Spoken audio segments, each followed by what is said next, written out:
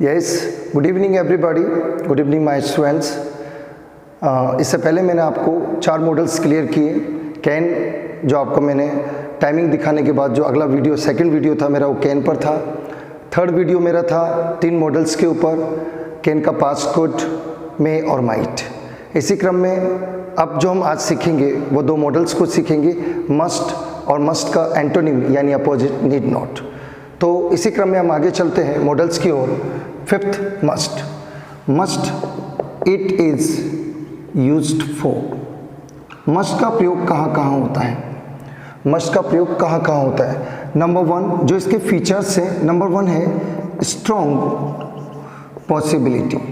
ध्यान से समझिएगा, स्ट्रॉन्ग पॉसिबिलिटी, इसको लाइकलीहुड भी कहते हैं। लाइकलीहुड, इन हिंदी हम इसको संभावना कहते हैं। The first feature of must is strong possibility. Number 2, बहुत ध्यान से समझना, कंपल्शन। कंपल्शन बताता है किसी भी चीज़ की कंपल्सरी होने को, किसी भी चीज़ की अनिवार्यता को शो करता है कि ये चीज़ होनी ही चाहिए। ये बात ध्यान रखना, बहुत इजी है। मस्ट हमेशा चाहिए के अर्थ में होता है, और जो हमने इससे पहले पढ़ा कैन, कुड और मे, माइट, सकता है, सकता था, लेकिन जो अभी हम पढ़ रहे हैं मस्ट को, वो चाहिए के अर्थ में है। देखिए, strong possibility, likelihood, compulsion. Number 3, necessity, NECESSITY, necessity. English में एक बात हमेशा याद रखिएगा, अगर कोई भी लेटर डबल आ जाए तो उसे डबल S नहीं बोलेंगे, डबल M नहीं बोलेंगे, बल्कि उसी लेटर को एक बार और रिपीट करके बोलेंगे। That will be very good for you in speaking. Number 3, number 4, order, order और कमांड। नंबर 5 आपका ड्यूटी है, ड्यूटी, जो आपको बहुत अच्छे से ध्यान रखना है। ये 5 फीचर्स सबसे इंपॉर्टेंट है मस्ट में एक मॉडल के रूप में। अब इनका प्रयोग कैसे होता है, अब इसमें आपको बहुत ध्यान रखना है। बहुत जो सबसे ज़्यादा इंपॉर्टेंट है, जो वेरी वेरी इंपॉर्टेंट पॉइंट, अगर हम इस क्रम में देखें तो बहुत छोटी सी बात है। कभी भी इस बात को बहुत अच्छे से ध्यान रखिएगा कि मस्ट का प्रयोग किन किन चीज़ों में होता है। नंबर 1, टू पे टैक्सेस, रेंट और फेयर। अगर आप टैक्स चुकाते हो, किसी भी तरीके से टैक्स को आप चुकाते हो, किसी को पे करते हो, रेंट देते हो और फेयर देते हो। ध्यान से गौर करना कि रेंट हमेशा किसी भी मकान या दुकान का किराया होता है। ध्यान से समझिएगा ये बात अच्छे से। और फेयर किसी भी बस या टैक्सी का भाड़ा होता है।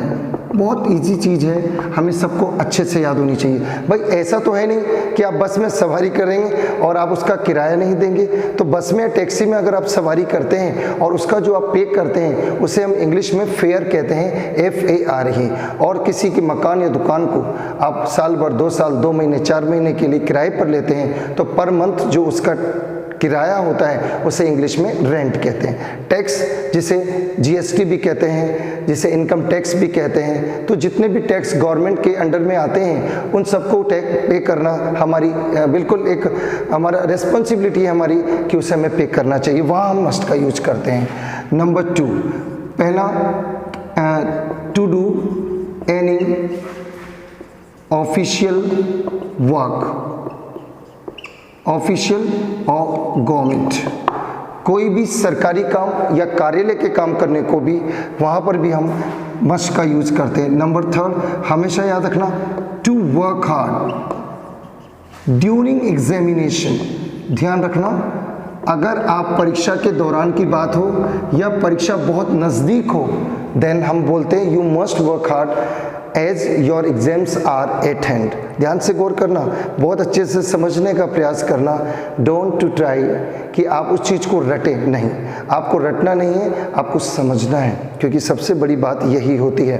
तो पहली बात, टू पे टैक्सेस, रेंट और फेयर। और हम इसी क्रम में देखते हैं कि अगर हम कोई भी ऑफिशियल कार्य करें, गवर्नमेंट सरकारी कार्य करें, वहाँ पर आपको हमेशा ही किसका यूज़ करना है? मस्ट का। थर्ड में, to work hard during examination. हमें मस्ट लिखना है। नॉर्मली अगर बात हो कि आपको मेहनत करनी चाहिए, then we can use should as model, you should work hard. But आपको एक कंडीशन दी जाती है बाद में, बिकॉज और as your exams are round the corner, your exams are very near, your exams are at hand, then you must use must as model, यानी आपको वहाँ मस्ट का ही प्रयोग करना चाहिए। Number 4, to consult your doctor. मैं इंग्लिश में लिख रहा हूँ पर हिंदी में समझाने का प्रयास कर रहा हूँ। इफ़ यू आर सीरियस, यदि आप सीरियस हैं, गंभीर हैं, तो आप जब डॉक्टर से परामर्श लेते हैं, कंसल्टेंसी के लिए जाते हैं, तो उस कंडीशन में मस्ट का हम यूज करेंगे। किसका यूज करेंगे? मस्ट का। अच्छे से ध्यान रखिएगा।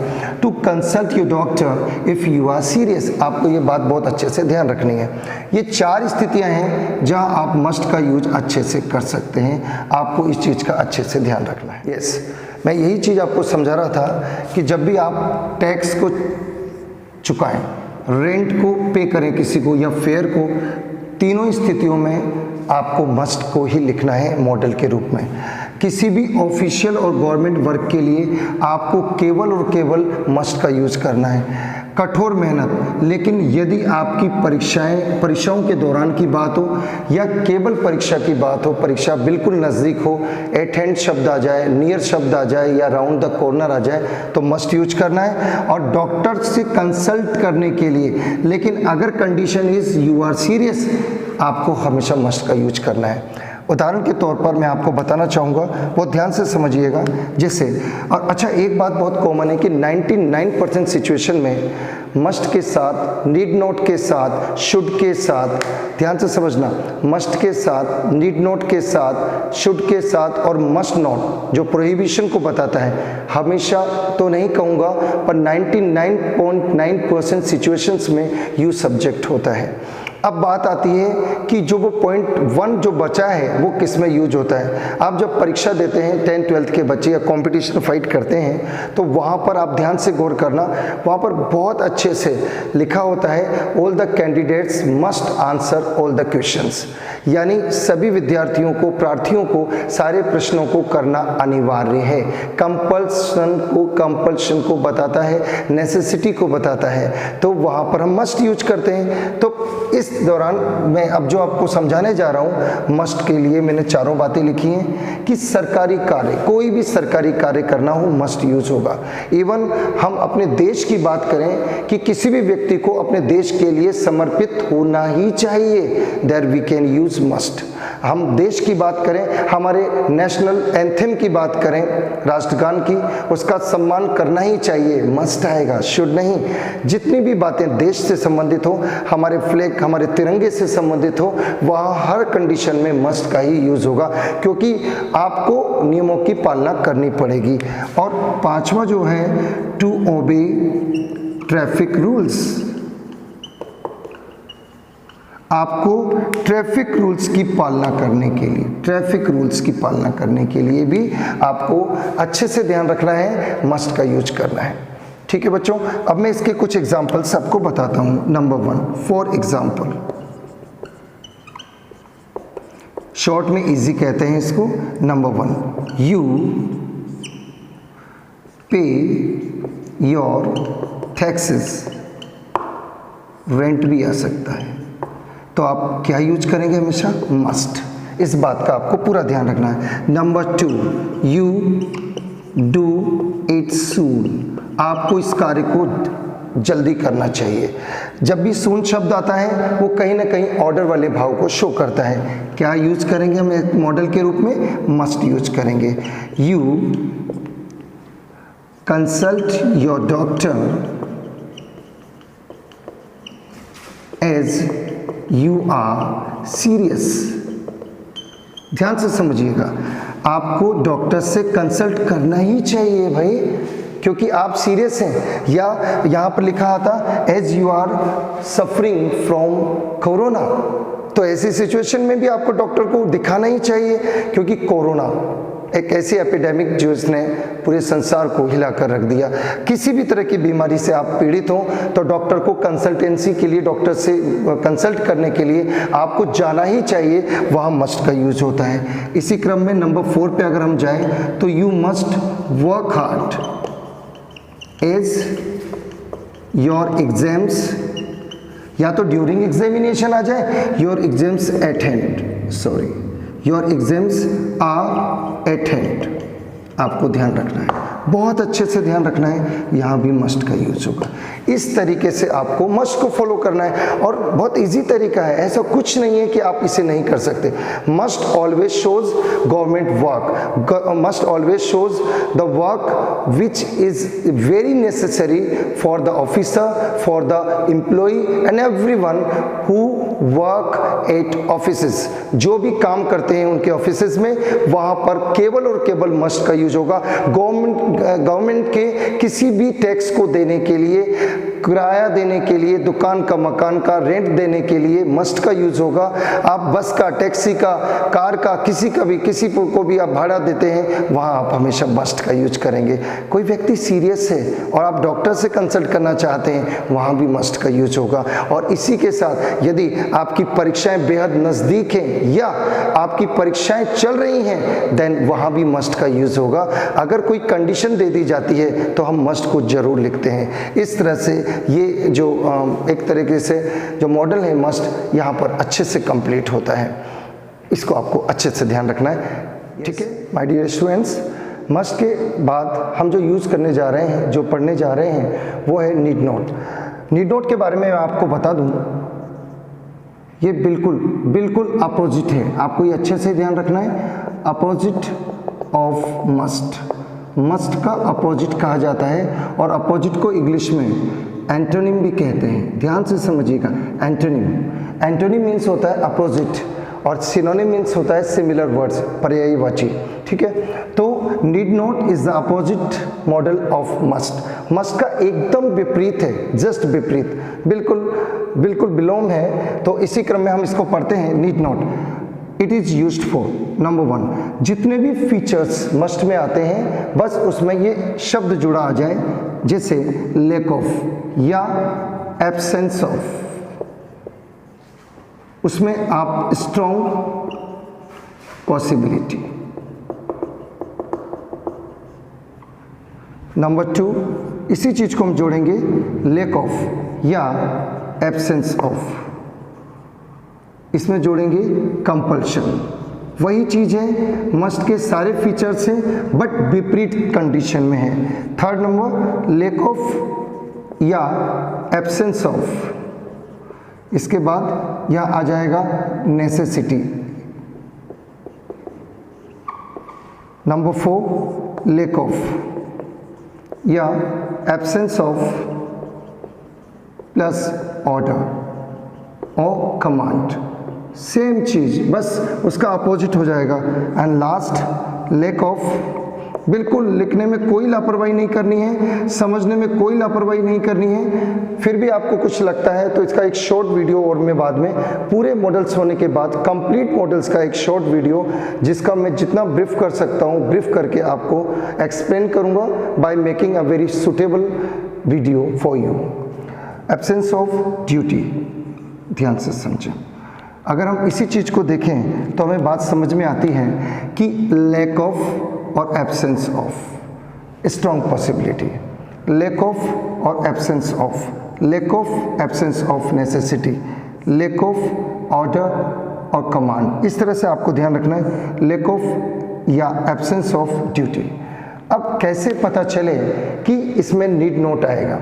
मोस्टली जब कंपटीशन होता है तो नोट शब्द ऑलरेडी सेंटेंस में गिवन होता है, हमको केवल उसमें नीड जोड़ना होता है। लेकिन अकेला नीड, ध्यान से गौर करना, अगर नीड की ठीक बात नोट ना हो तो नीड हमेशा मेन वर्ब होगी, लेकिन नीड के ठीक बात नोट आ जाए तो वो हमेशा एक मॉडल के रूप में यूज होगा, ठीक है। जैसे हम सेंटेंस लिखें, फॉर एग्जाम्पल, आप ध्यान से देखिएगा, सेंटेंस है नंबर 1, बहुत ध्यान से समझिएगा। You stay at night, 8 bus depot, depot की स्पेलिंग में टी होता है silent. Bus depot as all the buses have gone, सारी बस जा चुकी हैं, बसेस जा चुकी हैं। तो ऐसी कंडीशन में आपको ध्यान रखना है कि रात्रि में यहाँ रुकने की आवश्यकता नहीं है।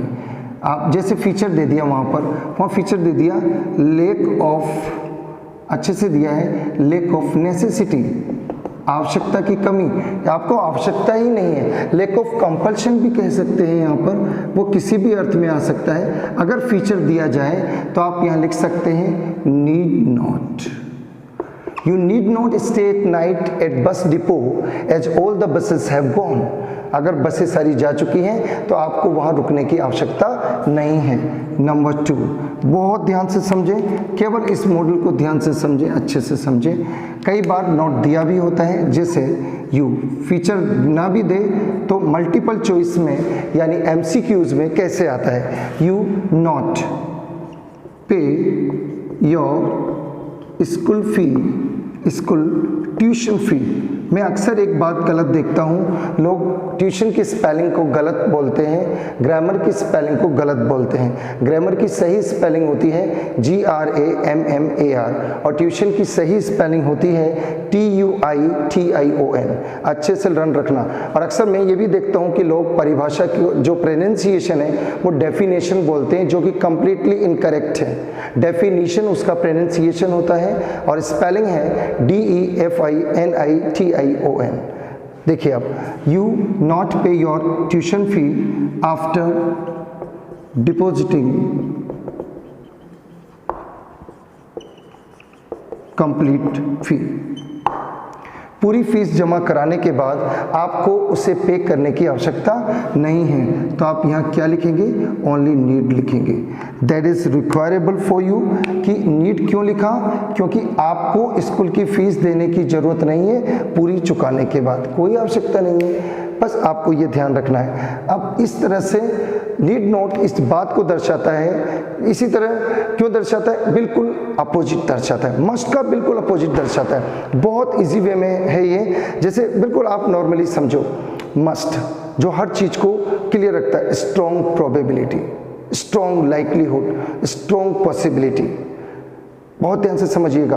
कंपल्शन, ये चीज करना ही चाहिए। ऑफिसर ने ऑर्डर दिया, you must do it your work as soon as possible, तो आपको मस्ट यूज करना है। नेसेसिटी है किसी काम की, मस्ट यूज करना है। अगर आपको किसी कमांडर ने, ऑफिसर ने आदेश दिया है, you must attend this ceremony, you must come on the time every day, अगर कोई कमांड करता है वहाँ आपको डेफिनेटली मस्ट का यूज करना है। और सपोज कीजिए आपको ड्यूटी है, आपकी ड्यूटी गवर्नमेंट ड्यूटी के अलावा जैसे हमारे राष्ट्र के प्रति ड्यूटी है कि हमें देश का सम्मान करना ही चाहिए, वहाँ भी हम मस्ट का यूज करते हैं। लेकिन नीड नॉट बिल्कुल इसका एंटोनिम है, इसका अपोजिट है, इसका विलोम है, इसका प्रतिकूल है। बिल्कुल क्लियर है। क्यों?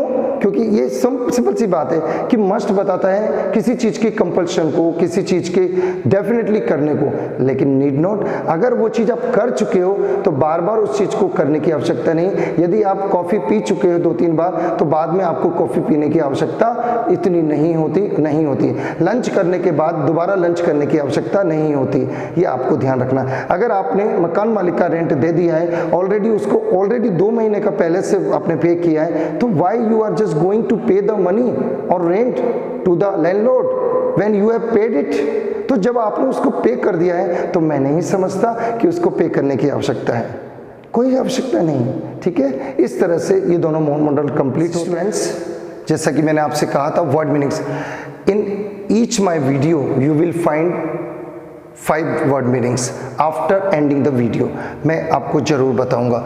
जैसे नंबर 1 आपको ध्यान रखना है, जो शब्द मैं आपको लिखा हूं आपको बहुत अच्छे से याद रखना है। नेक्टर, NECTAR, नेक्टर होता है अमृत, और अमृत को क्या क्या बोलते हैं, एम्ब्रोसिया। अच्छे से याद रखिए। एलेक्सर, इन तीनों का मतलब होता है अमृत। बहुत अच्छे से लर्न करिएगा। नंबर 2, इसी तरीके से हम आगे देखें। हेवन, और पैराडाइज, बहुत अच्छा सॉन्ग भी है पैराडाइज पे, इंग्लिश सॉन्ग। हेवन, पैराडाइज, ये हम कहते हैं स्वर्ग। स्वर्ग वो जगह जहाँ where everyone wants to go, जहाँ सब जाना चाहते हैं, और वो तब जाते हैं जब हमारे कर्म बहुत अच्छे होते हैं। Haven, paradise. नंबर 3 जो आपको बहुत ध्यान से समझना है हर चीज़, जैसे कुछ शब्द हैं आइडियल, आइडल और आइडल। आइडियल होता है आदर्श, जो ये व्यक्ति, जैसे मम्मा पापा हमारे लिए आदर्श होते हैं क्योंकि वो हमारे लिए वो सब कुछ करते हैं जो उन्हें करना चाहिए। वो कुछ भी कर सकते हैं अपने बच्चों के लिए क्योंकि वो हमेशा बिल्कुल बिना किसी सेल्फिशनेस के वो आपके लिए वर्क करते हैं।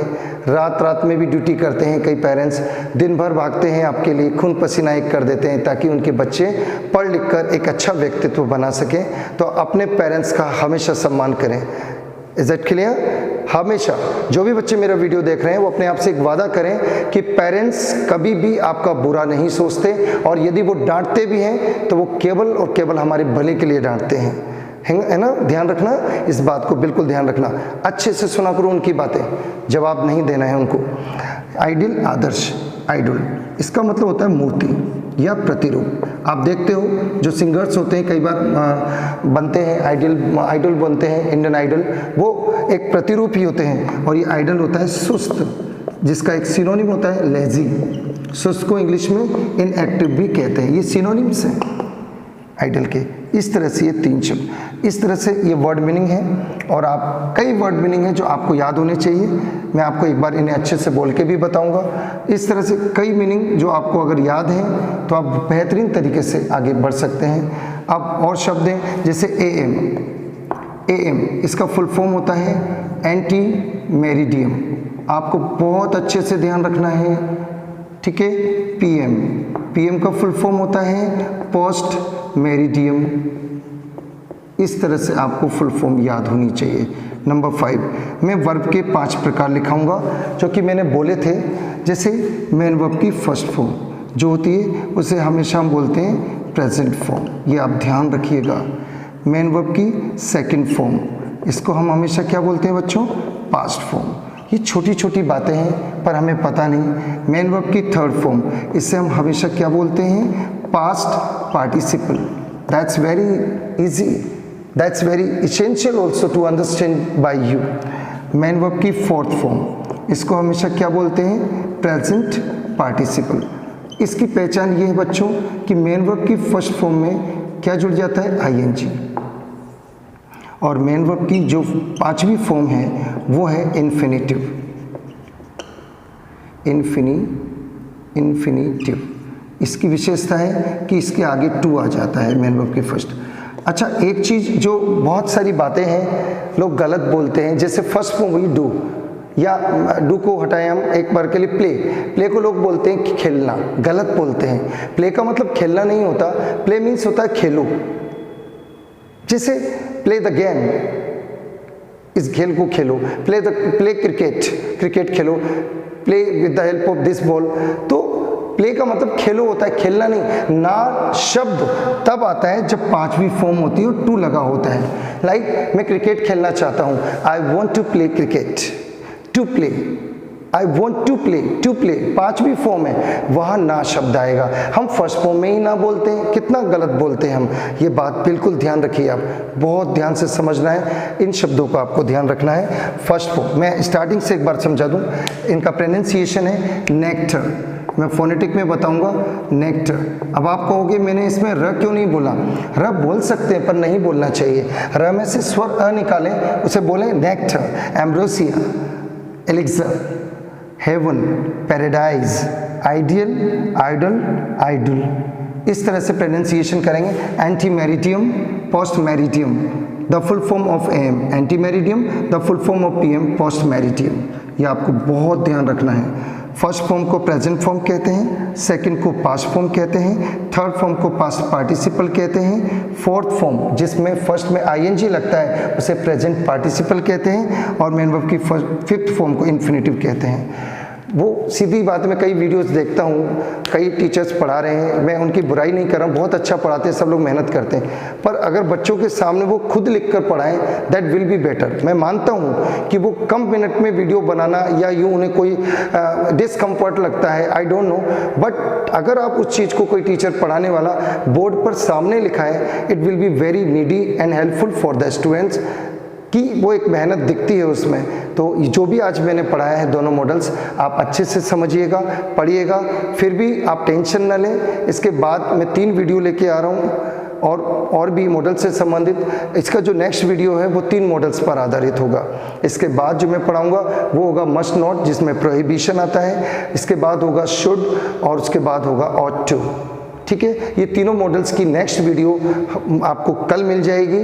कल शाम तक आपको मैं मतलब यूट्यूब पे उसको मैं सेंड कर दूंगा, आ जाएगी, और आपको हर वीडियो को अच्छे से देखना है। फिर सारी वीडियो जैसे मैं भेज रहा हूँ, इन सब का कंबाइंड वीडियो बेहतरीन तरीके से, चाहे उसमें 60 मिनट्स लगें चाहे 70, प्रयास मेरा रहेगा शॉर्ट में हो, बेहतरीन हो और मेरे बच्चों को ईजी रहे। आई होप आज की वीडियो आपको बहुत लाभकारी रही होगी, बहुत अच्छी रही होगी। इसी तरह आप समझते रहें, और मेरा यही उद्देश्य रहेगा कि हर वीडियो को आप ध्यान से समझें, आगे बढ़ें, और याद रखिएगा लाइक ज़रूर कीजिएगा, शेयर कीजिएगा और सब्सक्राइब भी अवश्य कीजिएगा। Okay, all the best my dear students, bye.